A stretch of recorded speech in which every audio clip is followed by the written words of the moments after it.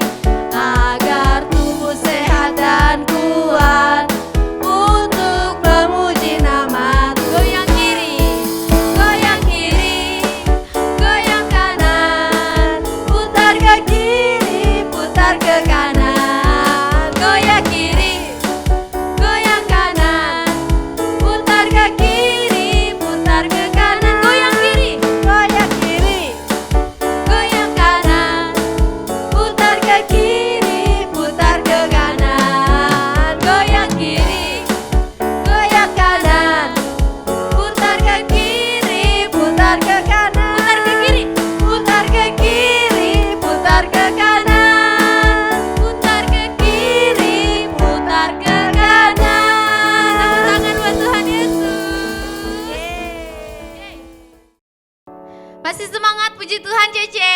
Masih. Oke. Adik-adik masih semangat kan? Belum Pasti. pusing kan kepalanya? Iyo, Kakak jangan pusing? pusing. Tidak. Tidak ya? Kita masih semangat untuk muji Tuhan. Iya, Je. Kita mau puji Tuhan lagi, katakan tanganku Ke depan, tanganku ke belakang, tanganku ke depan dan digoyang-goyang sambil bertepuk tangan memuji Tuhan bersama. Lagi, tanganku ke depan. Tanganku ke depan, tanganku ke belakang, tanganku ke depan dan digoyang-goyang sambil bertepuk tangan memuji Tuhan bersama-sama. Kakiku ke depan, kakiku ke belakang, kakiku ke depan dan digoyang-goyang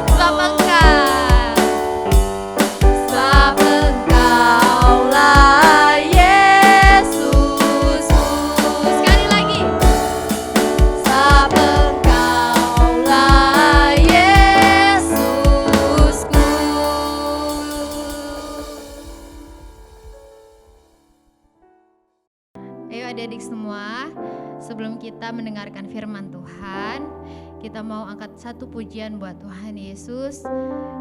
Mari sama-sama kita katakan, Bapakku datang padamu.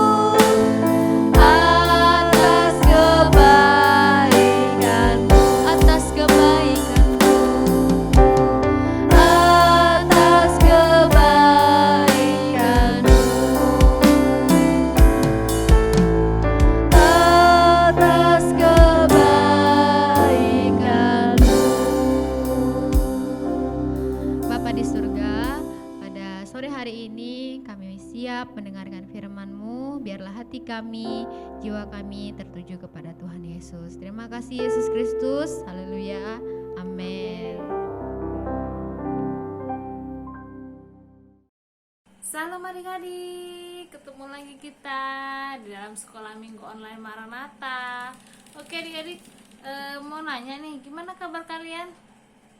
Oke, tentunya ya, dalam Tuhan selalu penuh sukacita ya, selalu penuh damai sejahtera, selalu penuh dengan semangat positif ya. Oke adik-adik, kalau tadi kalian sudah memuji Tuhan, bagaimana nanti? Semangat nggak? Tetap ya, tetap semangat ya. Sudah memuji Tuhan, sudah berdoa. Nah sekarang kita saatnya mendengarkan firman yang diangkat dari Alkitab. Kita coba sama-sama buka ya. Yohanes 6 ayat 1 sampai 13. Tentang Yesus memberi makan 5.000 orang. Nah, ini tentang 5.000 orang nih. Sama-sama ya kita baca ya. Coba semuanya menyimak ya. Sesudah itu Yesus berangkat ke seberang danau Galilea, yaitu danau Tiberias.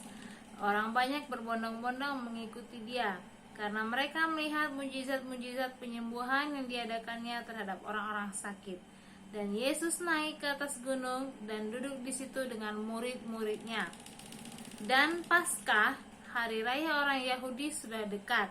Ketika Yesus memandang sekelilingnya dan melihat bahwa orang banyak berbondong-bondong datang kepadanya, berkatalah ia kepada Filipus, "Di manakah kita akan membeli roti supaya mereka ini dapat makan?" Hal itu dikatakannya untuk mencobai dia, sebab ia sendiri tahu apa yang hendak dilakukannya. Jawab Filipus kepadanya, "Roti seharga 200 dinar tidak akan cukup untuk mereka ini, sekalipun masing-masing mendapat sepotong kecil saja." Seorang dari murid-muridnya, yaitu Andreas, saudara Simon Petrus, berkata kepadanya, "Di sini ada seorang anak yang mempunyai 5 roti jelai dan 2 ikan. Tetapi, apakah artinya itu untuk orang sebanyak ini?" Kata Yesus, "Suruhlah orang-orang itu duduk. Adapun di tempat itu banyak rumput, maka duduklah orang-orang itu, kira-kira 5.000 laki-laki banyaknya." 5.000 laki-laki banyaknya. Belum ibu, perempuan dan anak-anak ya. Lalu Yesus mengambil roti itu, mengucap syukur dan membagi-bagikannya kepada mereka yang duduk di situ. Demikian juga dibuatnya dengan ikan-ikan itu, sebanyak yang mereka kehendaki. Dan setelah mereka kenyang, ia berkata kepada murid-muridnya, "Kumpulkanlah potongan-potongan yang lebih, supaya tidak ada yang terbuang." Maka mereka pun mengumpulkannya dan mengisi 12 bakul penuh dengan potongan-potongan dari kelima roti jelai yang lebih setelah orang makan. Nah, di sini kakak mau mengangkat cerita tentang si anak kecilnya ya, bukan bukan tentang si Filipus atau tentang Yesusnya, tapi kita lebih menekankan dengan si anak kecil ini tadi yang mempunyai 5 roti jelai dan 2 ikan. Sekarang Miss tanya dari kalian, seandainya kalian punya permen 1 atau kalian punya roti 1, rotinya 1, atau punya roti 2 lah ya, punya roti 2, itu roti kesukaan kalian, favorit kalian, makanan yang paling kalian sukai. Tiba-tiba di tempat kalian saat makan itu, atau itu mungkin bekal pada saat sekolah, ada teman kalian yang tidak mempunyai makanan. Ya lapar. Mau nggak kalian bagi? Miss tanya ke kalian masing-masing ya, mau nggak kalian bagi? Nah, sekarang seandainya kalian bukan masalah makanan, misalnya kalian punya pensil 2, tapi ada teman kalian di kelas lupa membawa pensil. Nah, apa kalian kan mau meminjamkan pensil kalian itu? Pasti mikir ya, pinjam nggak ya, pinjam nggak ya, pinjam nggak ya. Nah, sebagai anak Tuhan Yesus, harusnya kita punya hati untuk memberi, ya, berbagi. Nah, seperti anak kecil yang tadi, waktu Yesus bertanya pada Filipus, ya, bagaimana, di manakah kita bisa membeli makanan untuk orang ini, orang yang sebanyak ini? Ingat, yang ditulis di Alkitab itu hanya 5.000 laki-laki ya. 5.000 laki-laki dewasa. Berarti kenyataannya itu lebih dari 5.000, karena pada saat berbondong-bondong itu ada perempuan-perempuan dan juga anak-anak ya. Ini hanya laki-laki dewasa 5.000. Nah, jadi si anak ini hanya ada, datang si Filipus bilang, "Nggak mungkin lah," kata Filipus, "nggak mungkin. Roti yang harganya paling murah 2 dinar sekalipun dibeli seberapa banyak, itu nggak cukup untuk ngasih makan ini semua orang banyak ya, nggak cukup." Tapi pada saat yang bersamaan si Andreas saudaranya Simon Petrus tadi berkata, di tempat mereka berbondong-bondong yang mengikuti Yesus ini ada satu anak. Hanya ada satu anak yang membawa bekal untuk dia makan, bukan untuk bagi-bagi ke orang loh, bukan untuk dikasih ke orang, tapi untuk dia makan. Mungkin itu adalah bekal yang disiapkan oleh mamanya di rumah untuk dibawa mengikuti Yesus. 5 roti jelai dan 2 ikan ya. Kalau orang di sana makannya bukan beras, bukan nasi, tapi roti jelai. Ya, Miss kasih info, kalau kita Indonesia itu makan nasi. Kalau di daerah sana, di daerahnya kelahiran Tuhan Yesus, daerah Timur Tengah sana, makannya roti jelai bersamaan dengan ikan. Jadi mungkin 5 roti jelai ini untuk makanan pokoknya, dan lauknya 2 ekor ikan ini. Dia hanya punya bekal itu, dan dia juga belum tahu pulangnya kapan, ya. Dia belum tahu pulangnya kapan. Jadi, apakah pada saat ditanya sama Simon Petrus, diminta sama Simon Petrus roti jelai dan 2 ekor ikan itu, anak itu mikir atau langsung ngasih? Ya, itu pertanyaan kita sekarang. Anak itu mikir atau langsung ngasih? Jangan-jangan dia berpikir, aduh, aku kasih nggak ya? Kalau aku kasih nanti aku makan apa? Tapi kalau aku nggak ngasih, ini murid Yesus yang minta. Nah, bagaimana coba? Ya. Tapi endingnya apa ya? Endingnya di dalam firman Tuhan dikatakan kalau anak itu memberikan 5 roti jelainya dan 2 ekor ikan itu kepada Simon Petrus dan Andreas, kepada Andreas. Nah, dan Andreas menyerahkannya kepada Tuhan Yesus untuk diberkati. Nah, walau bagaimanapun pergumulan di dalam hati anak itu tentang memberi atau tidaknya si roti jelai dan 2 ekor ikan ini, tapi endingnya dia tetap memberikan ya. Dia tetap memberikan, dan karena dia memberikan dengan tulus kepada Tuhan Yesus, untuk menjadi mungkin pikirannya ya sudah, ini mungkin untuk Tuhan Yesus. Walaupun itu seperti apa jadinya nanti dia tidak tahu. Dia hanya tahu dia memberi, dia membagikan bekalnya kepada Tuhan Yesus. Ya, dia tidak tahu ini akan bakal jadi apa. Tapi di luar pemikiran dia, di luar pemikiran si anak kecil tadi, Tuhan memberkati 5 roti jelai ini dan 2 ekor ikan ini menjadi banyak, sehingga mencukupi untuk makannya 5.000 orang ini lebih, bahkan lebih lagi, berlebih melimpah 12 bakul sisanya. Terbayang gak sama si anak kecil tadi, bekal yang sedikit itu menjadi berkat banyak bagi orang banyak, menjadi berkat yang luar biasa bagi orang banyak di sekitar dia. Terbayang gak sama dia? Tentu enggak ya, tentu tidak. Dia tadi tidak tahu, dia hanya taunya dia memberi, dia membagikan, ini loh bekal terakhir saya, ini makanan saya berikan ke Tuhan Yesus. Mau dijadikan apa, mau jadi apa ini nanti, dia tidak tahu. Tapi Tuhan tahu dia mau jadikan apa ini, gitu loh. Karena apa? Tuhan mau memberkati.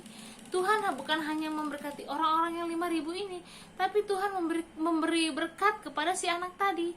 Berkat apa? Berkat sukacita, adik-adik, berkat damai sejahtera. Bagaimana tidak?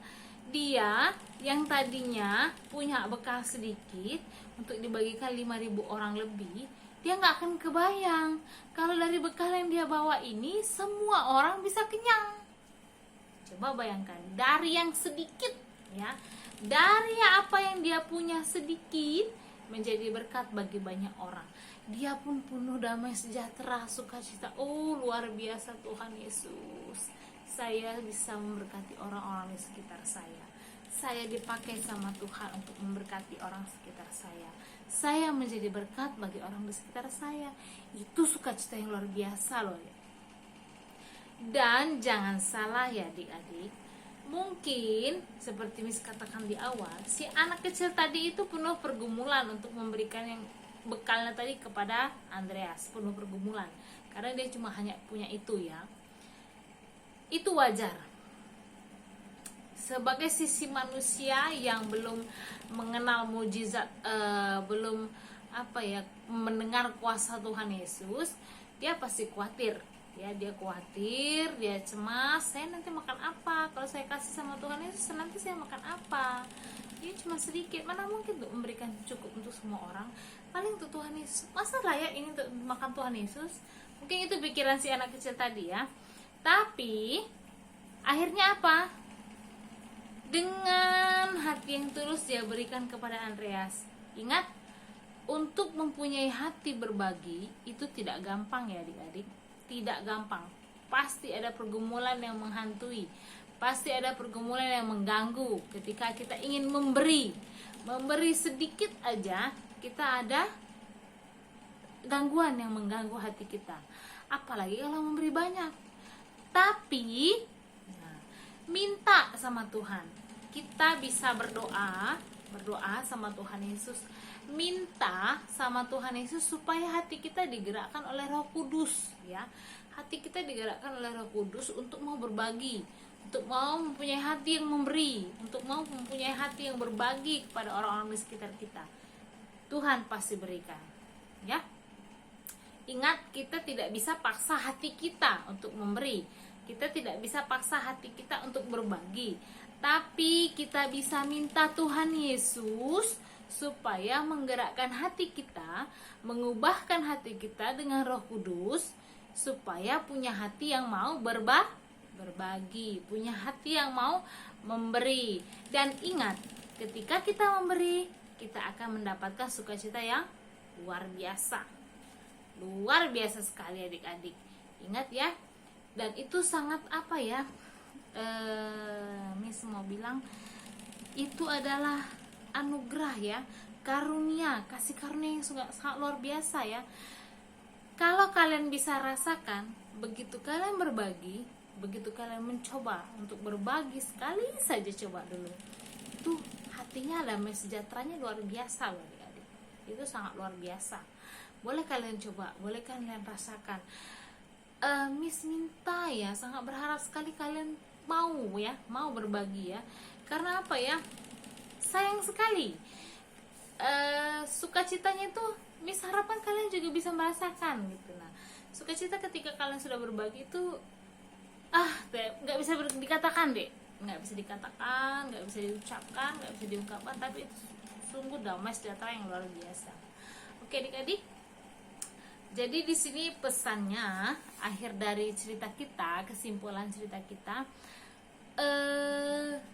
kita sebagai anak Tuhan Yesus sudah sepantasnya dan sudah seharusnya mempunyai hati untuk memberi, mempunyai hati untuk berbagi, ya.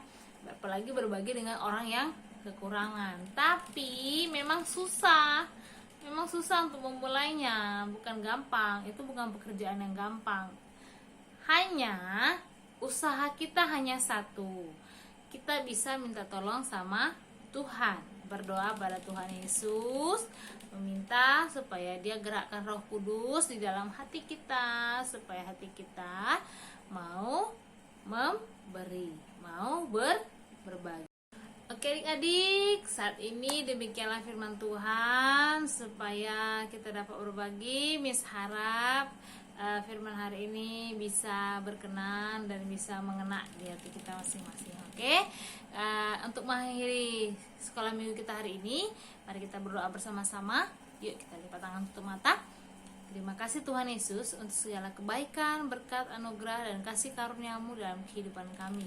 Tuhan, terima kasih untuk firman hari ini Bapa, pujian yang boleh kami lantunkan, dan juga doa yang kami boleh panjatkan ke dalam tangan-Mu Tuhan.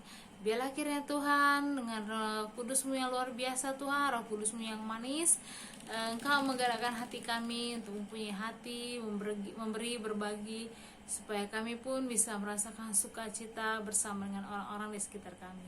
terima kasih Tuhan karena karena Engkau menjadikan kami berkat dan jalan berkat bagi orang-orang di sekitar kami, membuat kami menjadi berkat bagi mereka, dan Engkau memberkati kami dengan sangat luar biasa. Terima kasih Tuhan untuk segala kebaikan-Mu Tuhan. Biarlah kasih karunia-Mu menyertai kami dengan sangat luar biasa. Dalam nama Yesus kami sudah berdoa dan mengucap syukur. Amin.